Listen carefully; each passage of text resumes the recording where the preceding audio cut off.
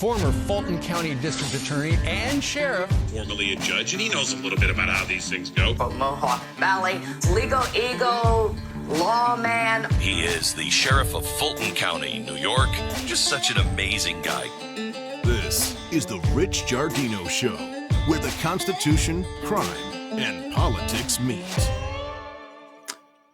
You're listening to the Rich Giardino Show, where the Constitution, crime, and politics meet. We have a fascinating show this evening. Jenna and I touched on this case before. It's the case of Brian Galusha, who was found on July 25th, 2004, outside of Fultonville, New York, which is a neighboring county, Montgomery County. Strange circumstances surrounding his death and his last few hours. Even stranger as the investigation that is continuing today. Adam Wemple reached out to me. Adam was the prime suspect in this case from day one. The case remains unsolved, and the facts, as you'll hear them from Adam himself and from the police records that I've reviewed and interviews and conversations with state police who are on the case, will give you a different view of a cold case and a criminal investigation, one from the perspective of an individual who maintains his innocence, but a lot of fingers have been pointed at him over the years and a lot of evidence has been pointed at him. So we'll start in a moment.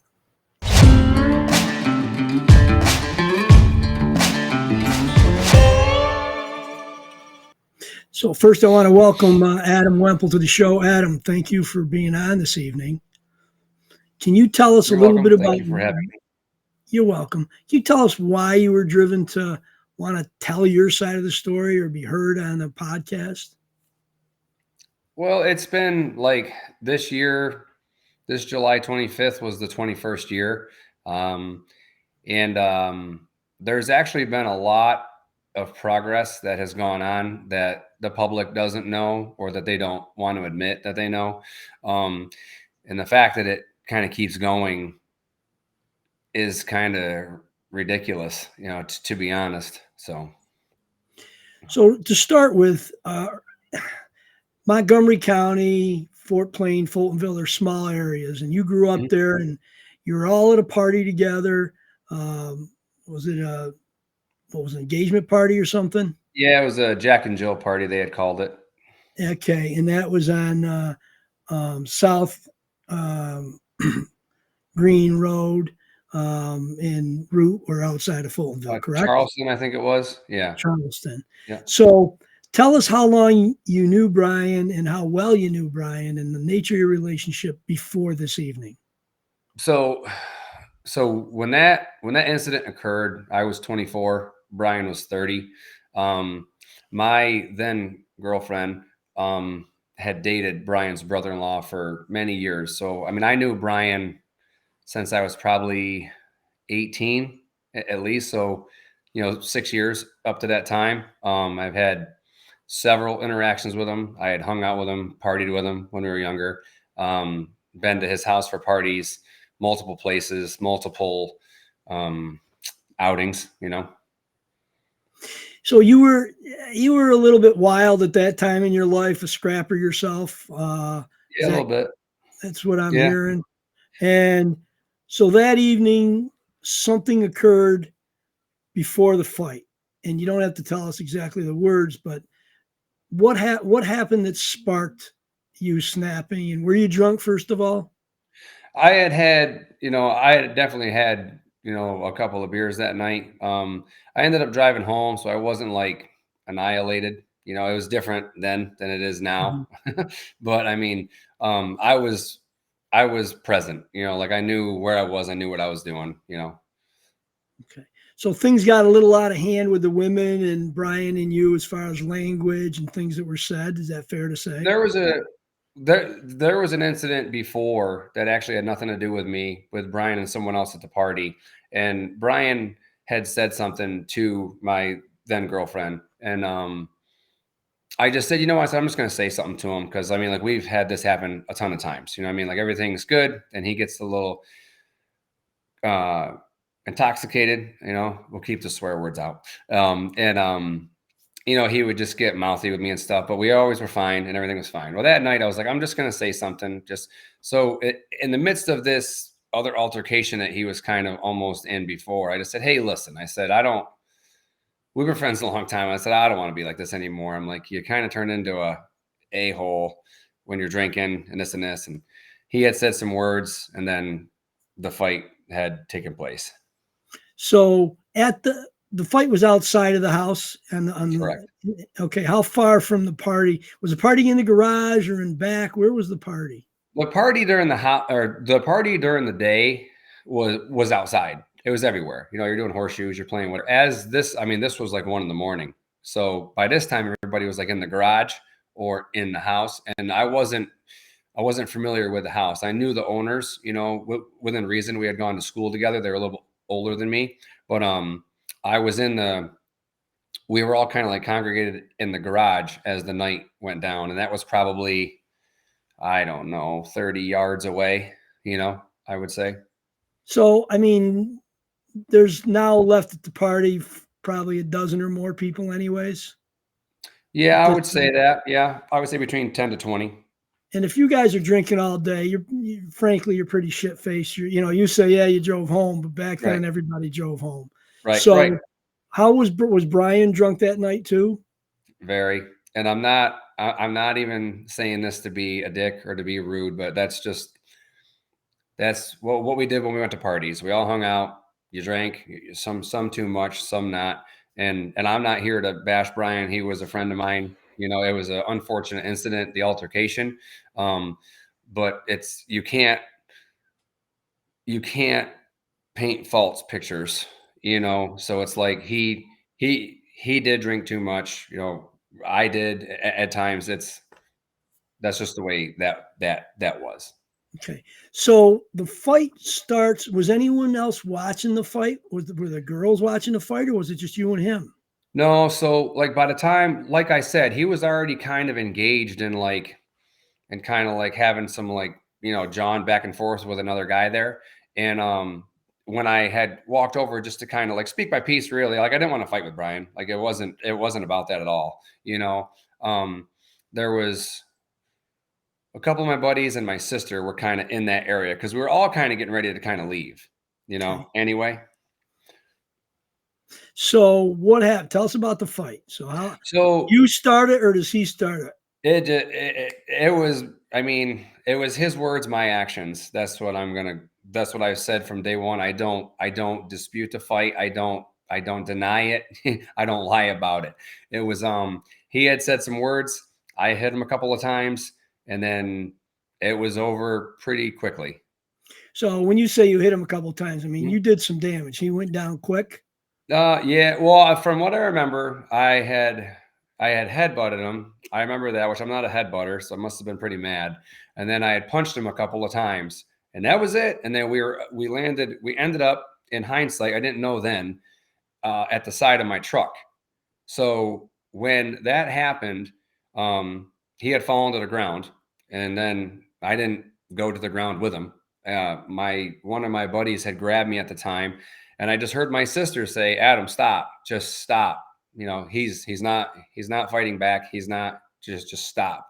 So I turned and I walked away, and I went in the garage, and you say the dumbest thing you can say on the planet is, I said, if I see him, I'm going to kill him. You're in your 20s and da da da. So a couple of our mutual friends were there. They had heard me say this. They saw this. What happened? I said, I just got in a fight with Buddy. That's what we called him. Well, how is he? I'm like, I don't know. I don't care. I'm like, it was just a fight, So they're like, well, that's what happens. He kind of gets like that. So I said, yep. So then I walked back over, because I knew Brian wasn't really a fighter. It wasn't about that. I walked back over just to see where he was, and he wasn't there. And again, I remember everything. Well, I remember almost everything I've learned to say pretty well. So when I had walked over there, my sister was there, and my other two buddies, I don't know where they were. I think they had gone either inside, or one of them was trying to find Brian, because there's so many stories that had happened. So when I walked back over, I looked and I saw some blood on the ground, And my sister said, he just took off. She's like, I tried to help him up and he said, get the F away from me. And he left. And that's what my So sister you saw him leave. I didn't see him. No, my Oh. sister, my sister was there after the altercation with he and I walked away. My sister Okay. had stayed. Right. And then she Yep. said he got up and he left. He either walked away, stumbled away. I don't know what he did. Right. So in the midst of all this, I go back to the garage and I'm sitting there and I'm thinking about this. And we're friends. You know, I mean, like we really are. Like people can say, well, how can you fight with your friends? Well, if you have real friends, you fight with your friends, you know? So I said, well, I'm going to go look for him. So what I did then by myself, you know, and there's so many rumors, and it's been 21 years. I've never had a reason to lie about this. I got in my truck and I went down the driveway and I didn't know where I was at the time. I didn't like, since this incident occurred, I had been down that road a lot of times. This night, I did not know where I was. So not because I was drunk, because I had never been there before. So I went down the road about a half a mile and I got my window down and I'm like, come on, Brian, get in the truck. Come on, I'll take you home. Come, where are you? What's going on? What are you doing? Come on, come on. I get to an intersection and I turn around, which is about a half a mile down the road. I turn around and I go back to the party. I pull up the driveway and I don't exactly remember the conversations I had, but I didn't see him anywhere. In hindsight, nowadays, I'm like, well, he was probably hiding because he thought I was going to fight with him some more. So then we hang out for a little bit, and just a couple of us there, and a group of us were leaving. It was myself, my sister, and her boyfriend at the time, and then another friend of mine. So we were going home, and I followed my friend who was in front of me, and we ended up going out. Well, now I know the roads, you know, I didn't then. So we went down that road to 162, I believe it is. And then we went all the way down to Currytown Road, down to Route 5S, and then over to Mile Level, which was the back way to my friend's house. On the way, I just didn't have a good feeling about it. You know, like I was following my friend, and then my sister and her boyfriend were behind me. And the plan was to go to my friend's house and just kind of stay there for the night. So on the way, like I said, I just didn't feel good about it. Not that I thought that he had died. I was just like, we're friends. We've been friends for a lot of years. All of us are extremely close. If anybody's ever been in a fight with a good friend, it's awkward after. So I was like, this just sucks, you know? So I ended up going home. So I went home. I lived in Fultonville at the time. So got home, got cleaned up, went to bed. And then Let me stop you there. I should have put it this beginning. You know, Brian Galusha has family and a lot of friends, and Yes. a lot of people think that Adam Wemple is the one who killed Brian. But more importantly, part of doing this show is for you to tell your side of the story publicly, number one. Mhm. But more importantly, to try to get someone to come forward who knows information. And I've talked to numerous state police investigators. I've had the file to review. I've talked to other individuals that you guys grew up with, and everyone agrees that somebody knows what happened. And more than one person knows what happened to Brian Galusha after the fight and what happened to him that caused his death. So the people listening know he was found 3 or 4 miles down the road on North Green Road, which is the opposite of where the party was, South Green Road. And he was found that he was still alive and taken to Albany Medical Center Trauma Unit. But I'm hoping that if you have more information or you have information, that you contact this New York State Police at Fonda or the tip line, which will be up on our program. And I'll repeat before the end of the night. The other thing that's important is the closure is not only for partial closure for you, but we're trying to bring some light for the family. Sure. Sure. You know, one thing that's important is people, I do this because if you see the show or hear it, please share, like, and have your friends view it, subscribe on Apple, YouTube, Facebook, Spotify, X. Get the word out because somebody knows something. more than they've told. A lot of people got lawyers that day or the next day, and a lot of people know stuff that they don't want to publicly say, that both could exonerate Adam 100% and point the finger to who might have been the individual. Mm-hmm. So then you wake up the next morning. Are you at your house or your father's, or where do you wake up? So the next day, and again, I'll try to rip through this pretty quick, so we're not here for a day. So the next morning, I get up, and my girlfriend at the time had a study group at college. This was like on a Sunday, which was weird, and she didn't have to go.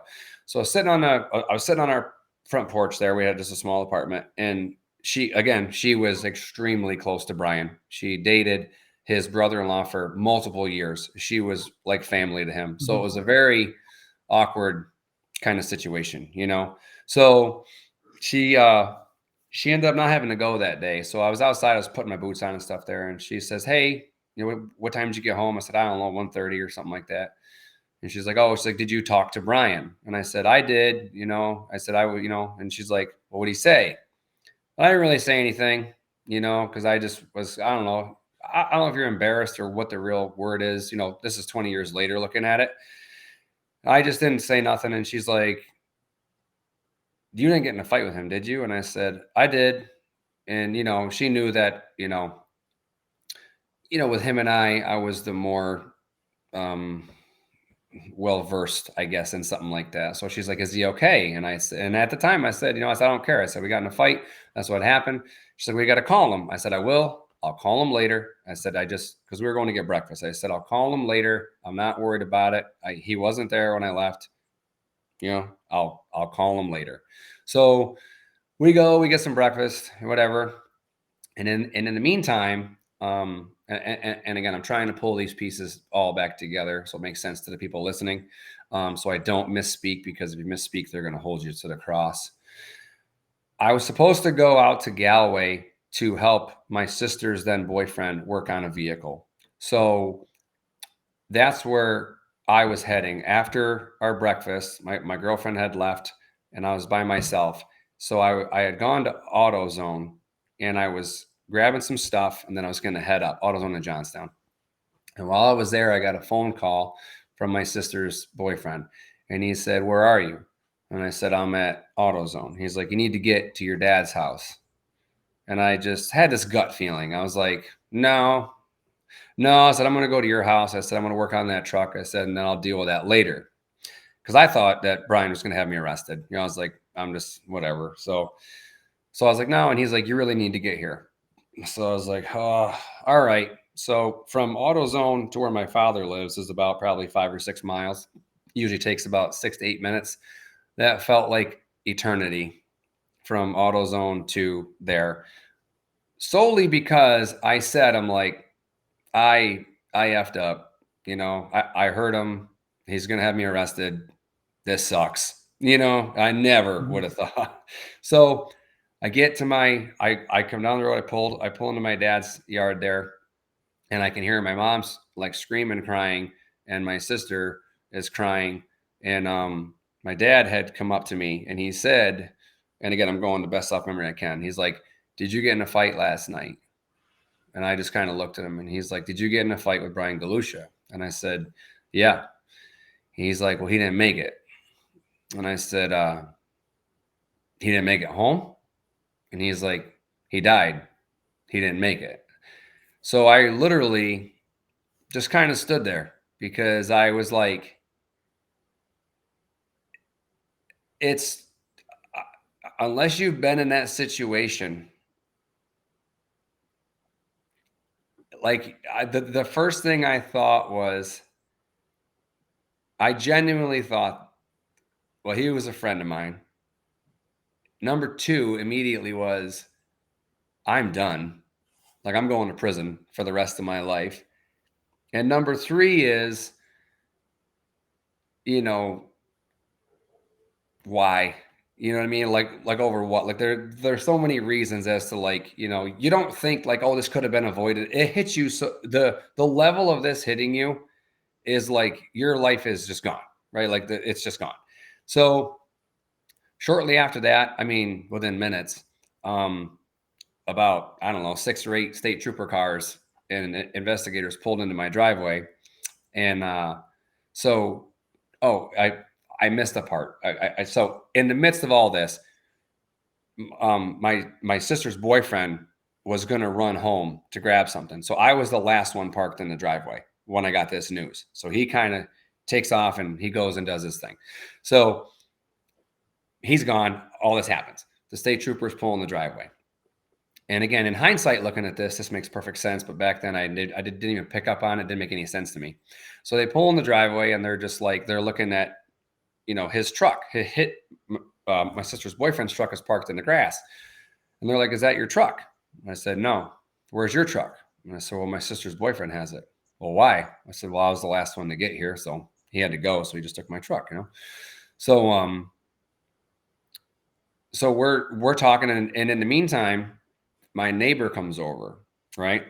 He has since passed. And he had told the investigator, he said, hey, Adam has an attorney.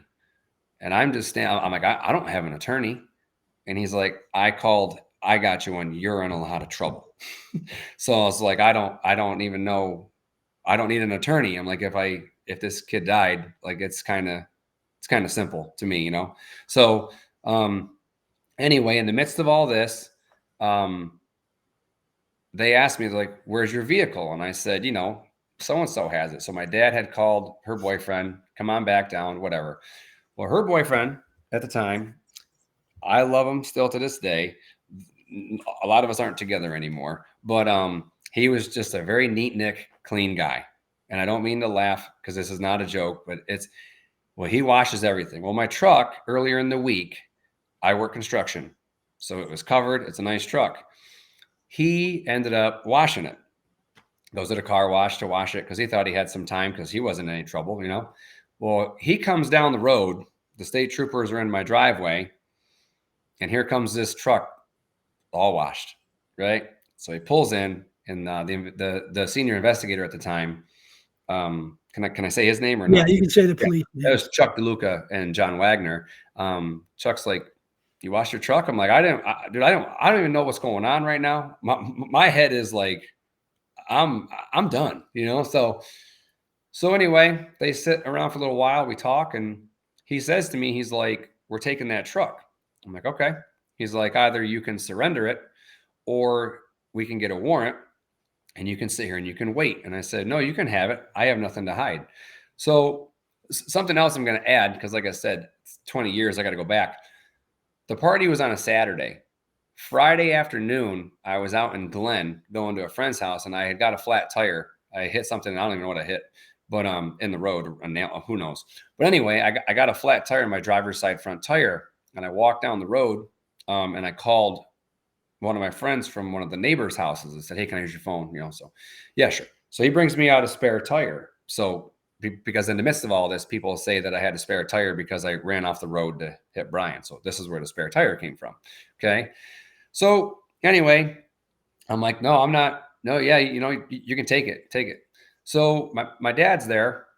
And again, I can't speak for people. These are just what, like my dad's interactions and everybody else's interactions. So Chuck's like, yeah, he's like, we need this truck over in Fultonville. So my dad said, I'll take it over. So my dad he hops in my pickup truck. Chuck gets in with him and they leave.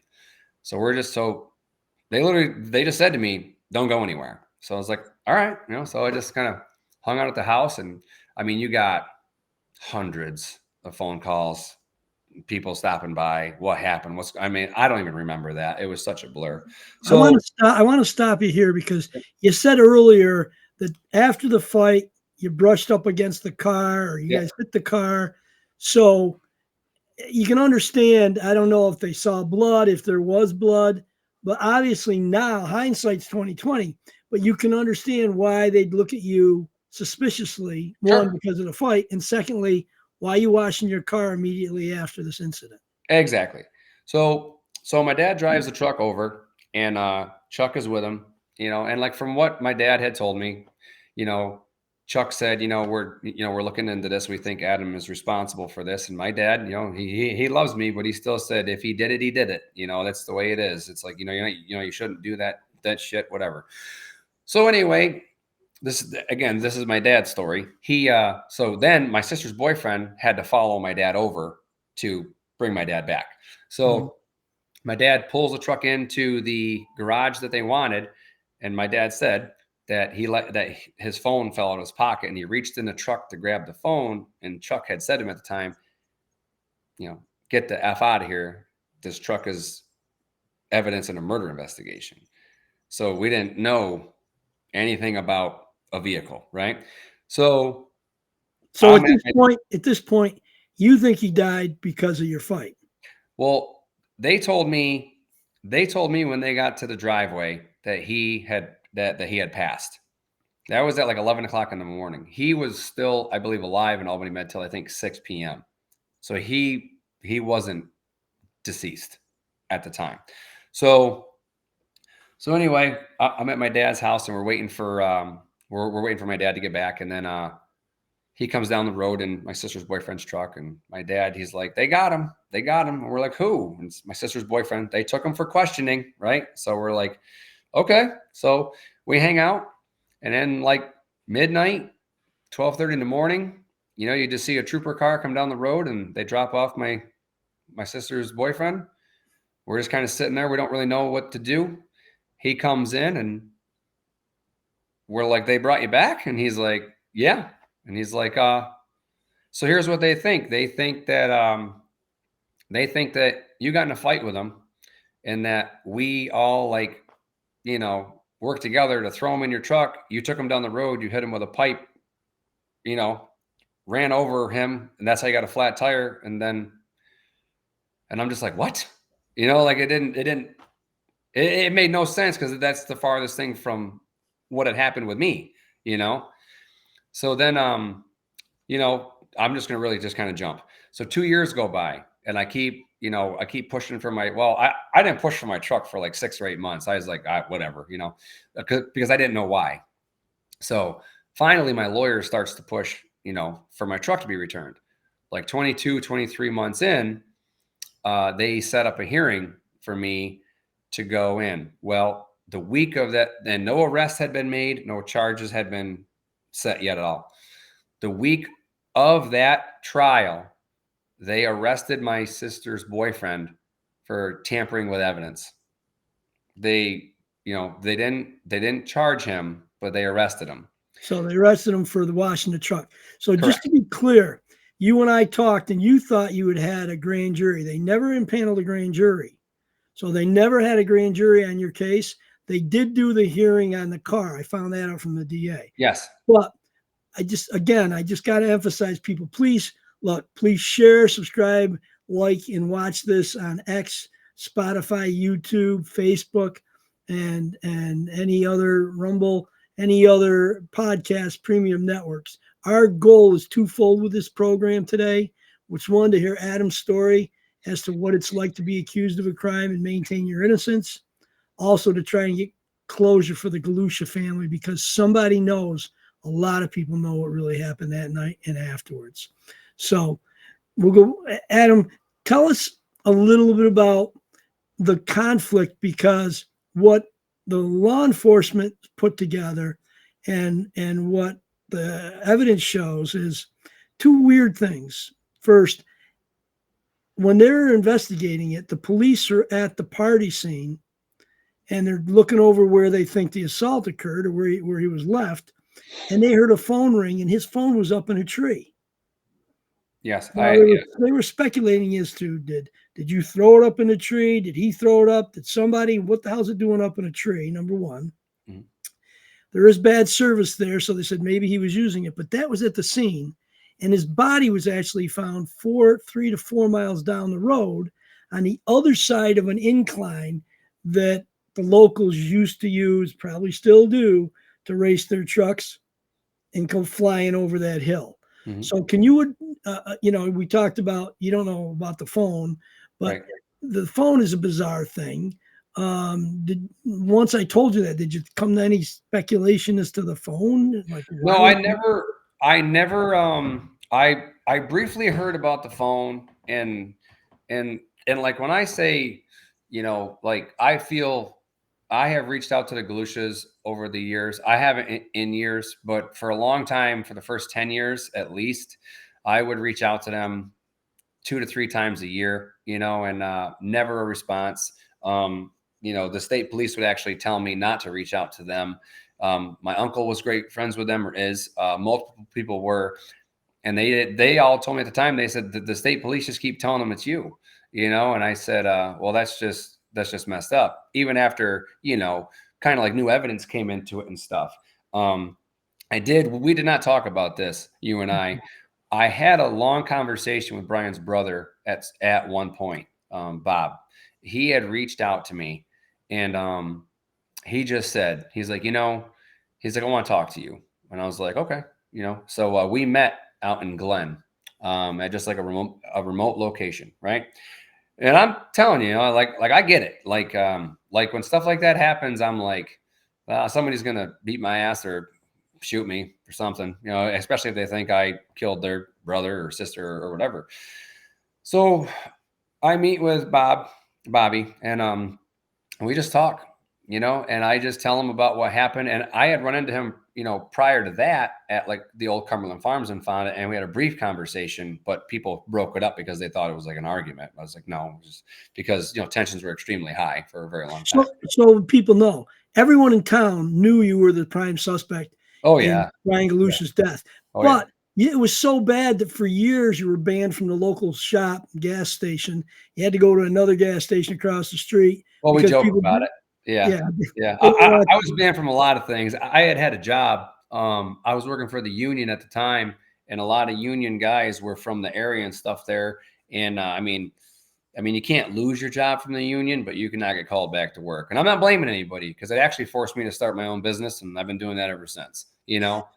So while all this is going on, meanwhile, you start to hear grumblings and people start talking. And one of the other individuals, so I just got to recap. So bad fight with him. You left him on the ground, period. He came back a few minutes later, he's gone. They find him on the road 3 or 4 miles down. So one theory that developed, and it's not out of cloth. I mean, there was proof that a young kid, 17, 18 years old, was at another place, and he had driving a truck, allegedly with somebody else. And when he got home that night, his father burned 4 tires off the car, allegedly, and they took the car to a compactor to crush the truck he was driving. So when did you first hear that? And again, we got to be careful of names, but when did you first hear that story? Yeah. In the timeline, and what did you think? So I'm going to go back real quick, and then we're going to come forward. Okay. So my lawyers kept pushing for my truck. So 22 months in, I had to come up for a hearing. So I was working downstate. So I come back, and I'm sitting there, and like I said, my sister's boyfriend, they had made an arrest that week. So I was not getting my truck back, which was fine. So when I got there, the judge at the time, I think was Felix Katina, he had come up to me, and he said, hey, listen, he's like, I know this trial is for you to get your truck back. They made an arrest earlier in the week. I want you to know that you're not getting it back. So I don't want any bullshit. I don't want any outbursts. And I said, yeah, whatever. All right. So I'm sitting in court or there, whatever. And, it was open to the public, so there's a bunch of people there. So anyway, this goes on and on and on. Well, at the time, the Attorney General had put in for a request for my DNA. And my lawyer said, we'll think about that, when we figure out why you have Adam's truck and get it back. So like, you guys already did a strip search on Adam. You did all this other thing and whatever. So my lawyer kind of cornered him. And believe me, I never wanted a lawyer. But I understand how the system works. It does work. Sometimes it takes time, but it does work. So, because if I didn't have a lawyer, I would be in prison. It would just be bad. So anyway, my lawyer just says, what is the reason here? What's going on? And the Attorney General says, we'd rather not say. And the judge said, you got to give me something. You've had this kid's truck for 2 years. And the Attorney General, with all hesitation in him, he's like, we feel that the impressions found on Brian's body will match Adam's vehicle. So my lawyer looked at me at this time. And at this time, I'm just staring a hole through the district attorney at that time, because he was trashing me pretty bad in the paper and on the news. And he's like, hey, did you hit that kid? And I'm like, yeah. And he's like, with your truck? And I'm like, no, God, no. He's like, you got in a fight with him, right? I'm like, I did. Did you hit him with a truck? I'm like, no, I didn't hit him with a truck. So he looks over and he says, so you're saying Brian was struck by a vehicle? And I'm telling you, with all reservation, he did not want to say. He's like, yes. And then my lawyer literally looks at me and he just says, it wasn't you. And I never saw that lawyer again. He had another guy come out for something else I had later on in life. But he just looked me dead in the face and he's like, wasn't you. And I'm like, what? He's like, it's a hit and run. And he left, So anyway, that's 2 years in. About 2.5 years in, I had actually had some officers that kind of liked me. You know what I mean? There's a bunch that don't, but then there's some who do. One state trooper at the time, I can't remember his name. I wouldn't say his name anyway, but he reached out to me and he's like, hey, I'm going to say a name to you. He goes, and I want you to just let me know if you know him. So he says this kid's name. And I'm like, yeah, I know him. I'm like, I've known him since they were little. I watched them grow up. Okay. He's like, well, here's what they're thinking. They're thinking that this kid had hit him. And then the vehicle got crushed at a local scrapyard in Glen. And then the tires got burned. And I'm like, oh, I don't know. And I was already dealing with, I was like, I've been accused of killing this guy for 3 years. Now you're telling me this. I don't even know how to take this. So probably over the course of like another 2 years, so we're going to go 4 or 5 years in, if I had to guess, I start hearing a lot of chatter about this. So I'm not a sissy and I'm not afraid of people, So I start hearing about kind of how it went down and whatnot. So I went to the guy's house who had actually had the vehicle crushed. And I asked him, because I knew him, most of my life. And he said, he's like, this truck came in. He's like, it didn't have any wheels on it. He goes, and I made a joke and said, you guys kept the tires, and the kid who they believe hit him, his father said I burned him. So he's like, whatever. So he does his thing, gets rid of the vehicle, and then that's that part.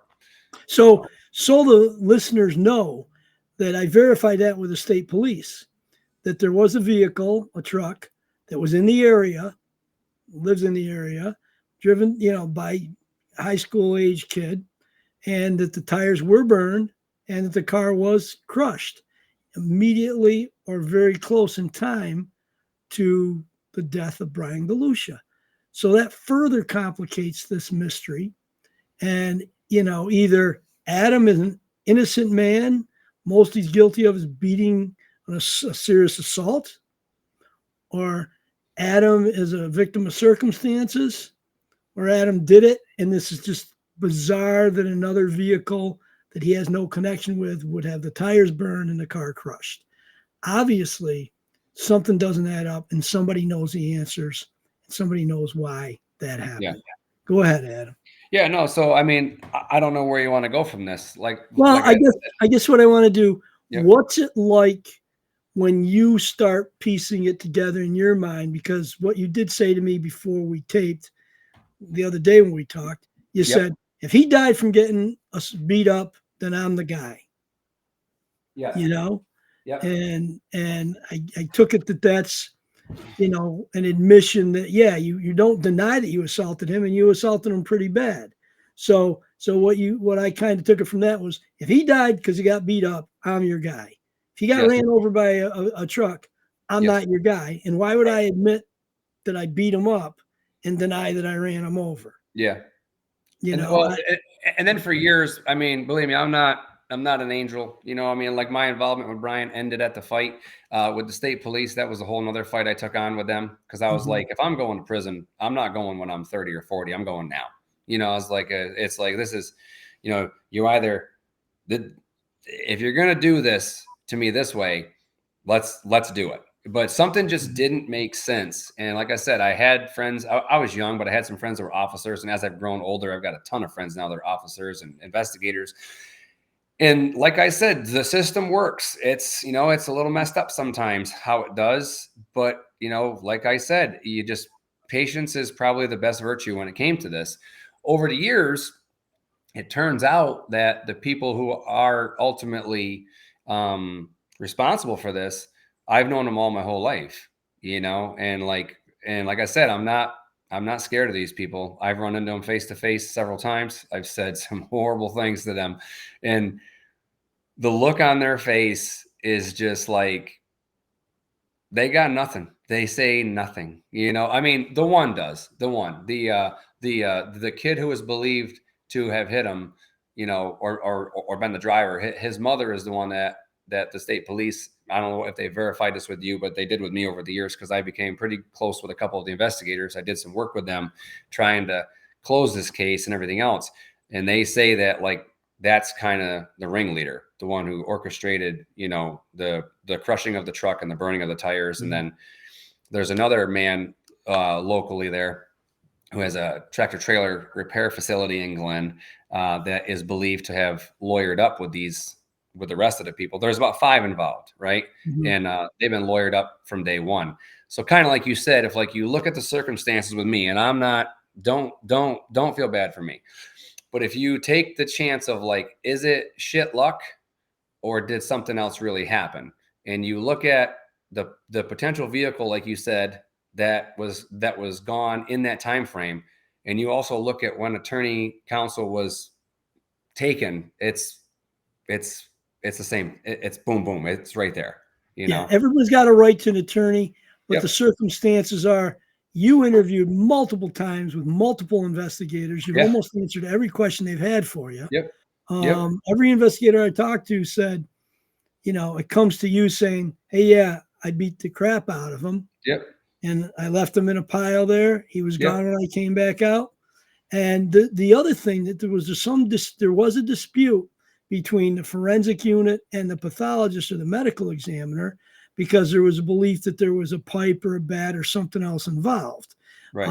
That you normally would not see the nature of that injury from a fight, even if you headbutted somebody or punched them. Correct. And so they said it was in the back of his head too. They said that I believe the wound was in the left backside of his head.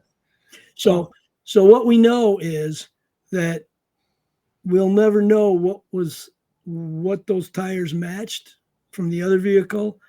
We'll never know why somebody would burn tires right before they have a car crush, and we never know why somebody would rush to crush a car. Well, I mean, and again, you and I spoke for a little while, but there is so much to this story, and I'm telling you, it's like, weeks and months after this had happened, I had friends of mine, that were just because they just know me. I'm the same now that I was then. If I did it, I did it. If I didn't, I didn't. It's like let's get moving here.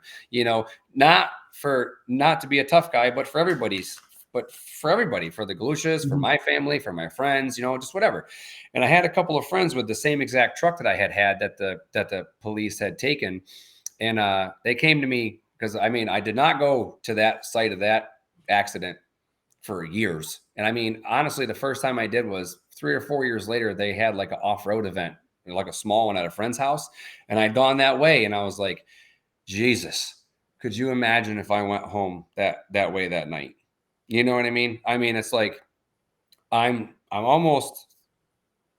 guess I'm really thankful that I followed because I didn't know where I was. Like I said, because people asked me for years locally, why would you go down Asagachi Road? I'm like, I was just following my buddy. Why wouldn't you go down? So anyway, my friends there that had the same truck as me would come over and they'd be like, it's not you. I'm like, what do you mean? Well, it's not your truck. I got the same truck and you can see the skid marks right up to where he was hit. And it's a small truck. The truck, I believe at the time, it was a Chevy S10 or like a GMC Sonoma. So, and it was a black pickup truck. I mean, like I used to see it all the time because the kid who is believed to have been the driver, he dated a girl right across the street from where I lived when I was, when I was in my 20s. So I'd see this truck all the time. And just like you said, over the years, it's like pieces start kind of fitting and you're like, boy. And then I started seeing these people. And like I said, I'm not afraid to ask questions. And just the look on their face, it's like, there's no answer. There's no words. They're almost terrified because I'm right there in their face saying this. But they also, now it's to the point to where they're so arrogant because they know I I really can't do anything. It's like, you can, if you want to be an honest man, I can absolutely do something about it. I can assault them. I can do this, but then I'm done. I got 2 kids now. I got stuff. I got a good business. So you have to take the high road in this, and you have to just kind of be quiet and let it go.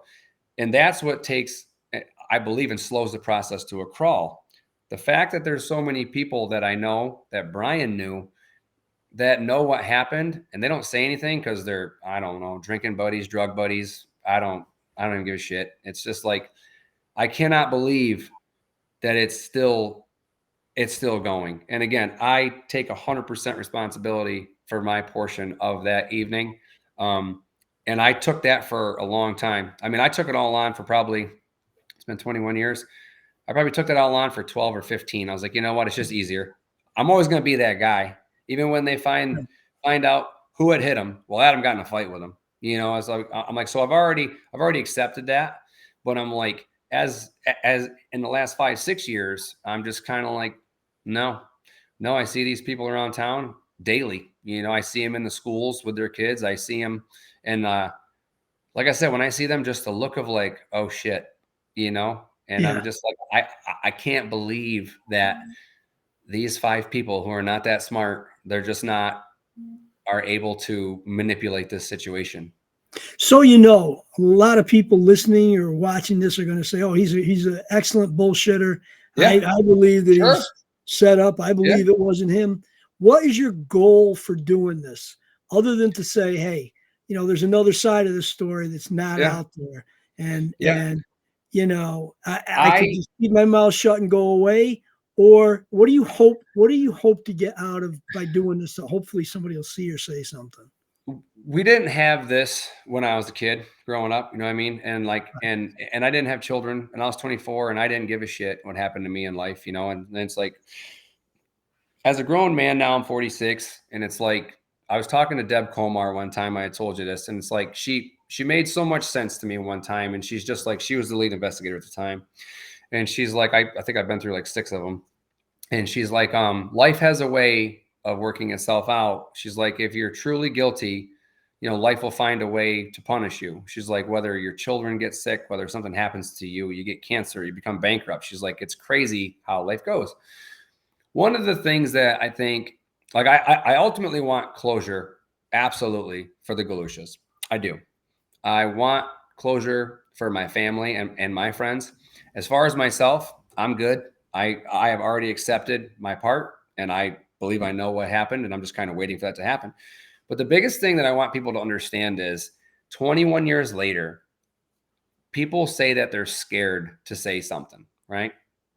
You have to realize the people that you're scared of, they're literally cowards.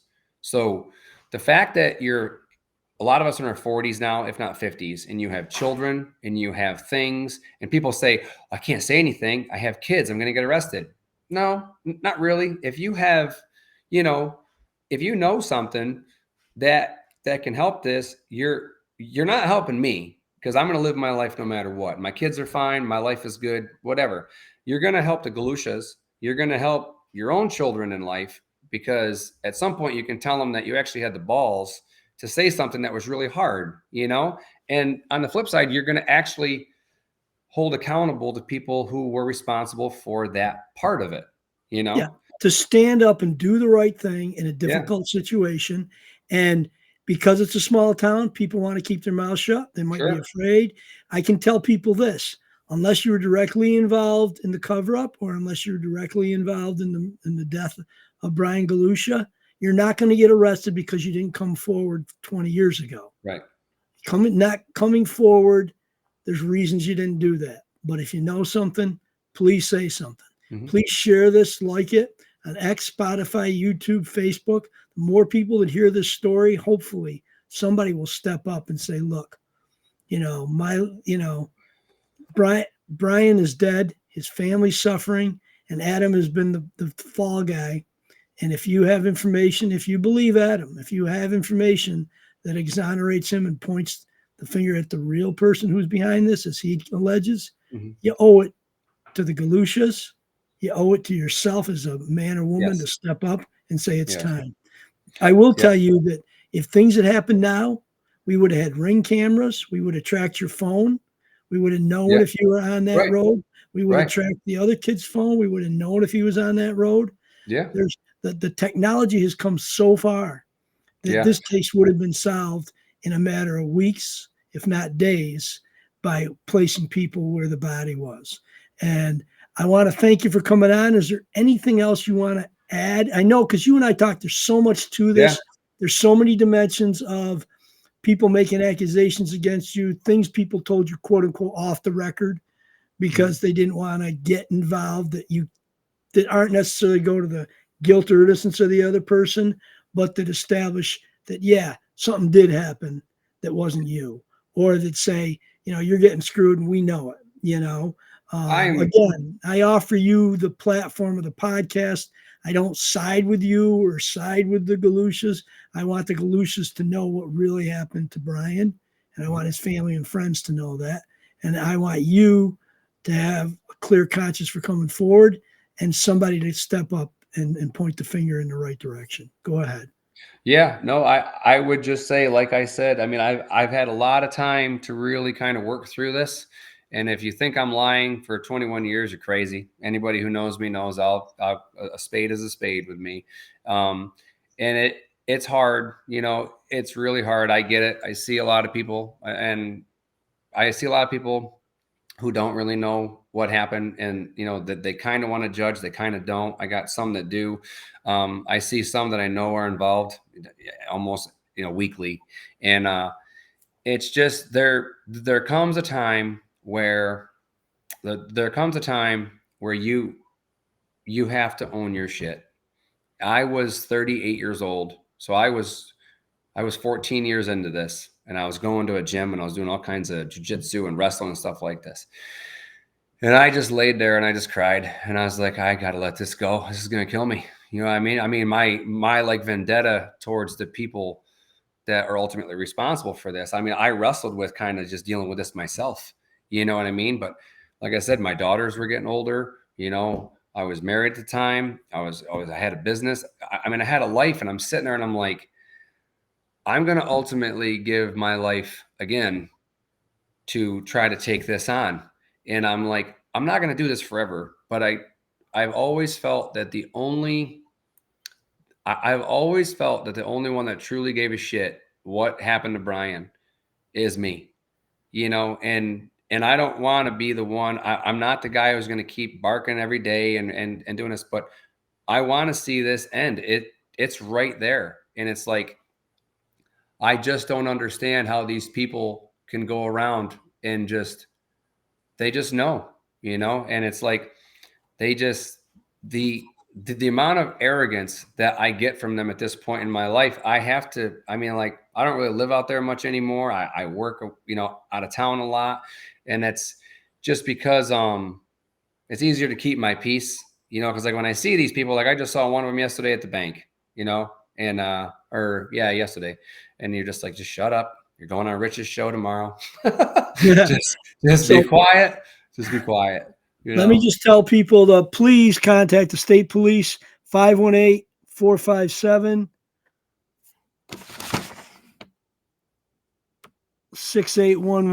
or the tip line, which we'll put up, the email.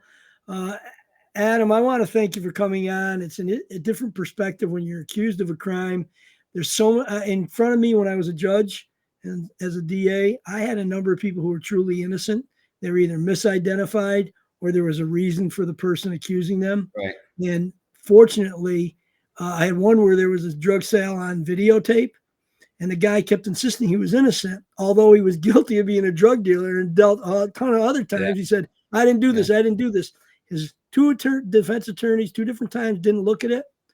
The prosecutors, investigators didn't look at it. Nobody looked at it till the Friday before trial after he sat in jail for 9 months. And they said, shit, it's not him. Yeah.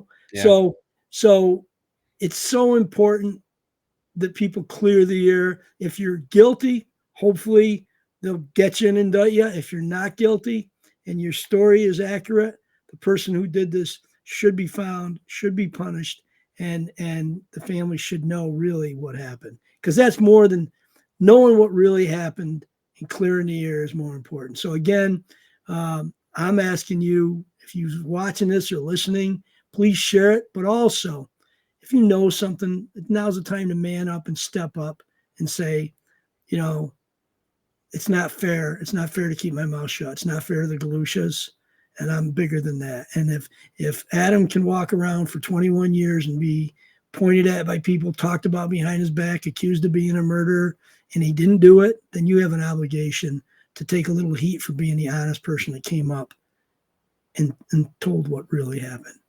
So at this point, we're going to wrap up the show and stay on the line, but let me wrap up the show. Okay, Adam? Yeah. I was going to say, there's one more thing I'd like to say. If Oh, I could, go ahead. Yep, this will sure. probably be the last time I speak about this. To the young man who is allegedly responsible for hitting Brian, right? If you think about this as an adult and you go back in time, he would have been 16 or 17 years old. The thing that's so messed up, where I can't blame him, because people will be like, are you mad at him? I'm like, I'm not mad at him at all. How can you not be? He hit him. He was a kid. And then his mother, his father, and 2 other adults covered it up.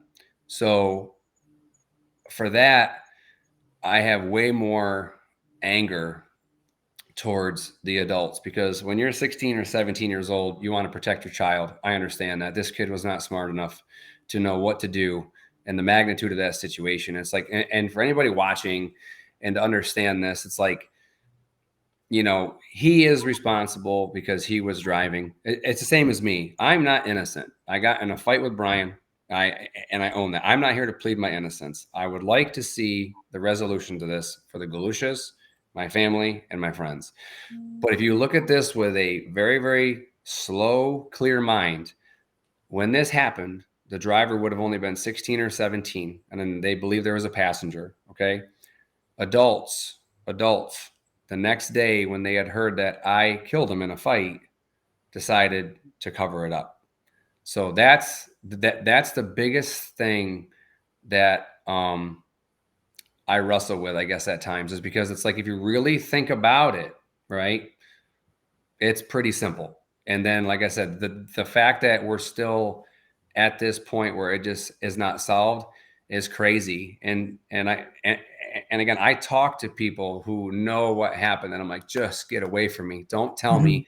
Go tell somebody who matters, you know, but they won't. Well, I have kids, you know, and it doesn't matter what you have, you know, you're not in trouble. If you heard him say this and you know she did this and this guy, you're not in trouble for this, you know, but you have to say it. But I swear to God, people think that, like, just like you said, if you have information, yeah, you're an asshole for not coming forward, but you're really not in any trouble. You want to get the people who did the illegal act, you know? I appreciate it very much. And if you haven't seen a movie called Juror Number 2, I recommend that people see Juror Number 2. It's kind of interesting. I just watched it. It made me mad. The end of it, I was like, that is my life. So if you have not watched it, you know, it's a great movie. It's right on the theme of what we're talking about. Adam, thank you very much for sharing with us. Thank you. And hopefully we'll generate some leads that can close us out. Thank you again. Thank you.